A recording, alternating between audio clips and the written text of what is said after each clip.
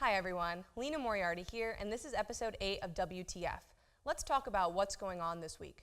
In political news, Republican Senator Bob Corker of Tennessee sent out a tweet on October 8th condemning President Donald Trump.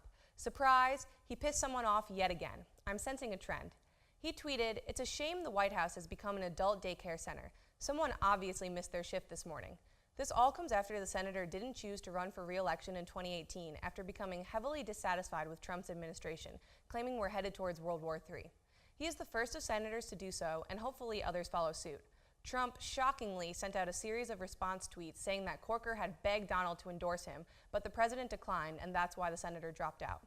The Hill reported that Corker's office said that Trump had called the senator and asked him to reconsider his decision not to seek re-election. All in all, who knows who's telling the truth here? All I know is this is a weird and unprofessional way to have this discussion. Adding on to weird discussions is the one that occurred between Trump and Governor Mike Huckabee, father to Trump's press secretary Sarah Huckabee Sanders. Let's just get a list going of what happened during this interview, which aired on Trinity Broadcasting Network, a Christian cable network. Talk about separation of church and state, am I right? First off, he attacked the mayor of San Juan yet again, claiming that she did not do a very good job, and in fact did a very poor job, and saying she was the lone voice of criticism that we saw. First of all, this is fake news. This denies the fact that many Puerto Ricans are also unsatisfied with his response and the lack of care they are receiving.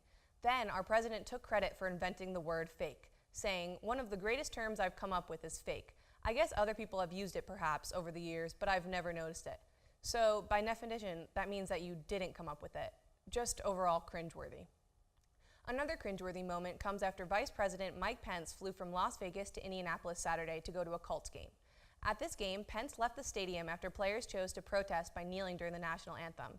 So, if I'm understanding this correctly, Pence protested the protest, or did the exact thing the Trump administration keeps yelling at everyone for doing.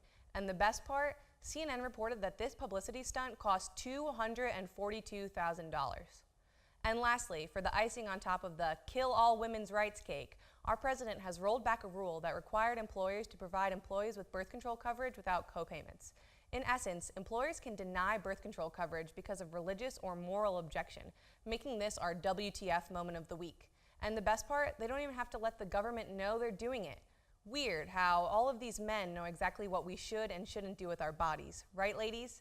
Not that birth control is a use for a multitude of medical issues such as ovarian cysts, PCOS, endometriosis, acne, hormone regulation, and literally so much more. Or, it's also good for having great, fun, carefree sex without worrying about having an unwanted pregnancy. That is a perfectly legitimate reason as well. You take away our contraception, but don't want us to abort, right? I'm talking to you, pro-lifers. But seriously, how about white male politicians stay out of female reproductive rights? Thanks.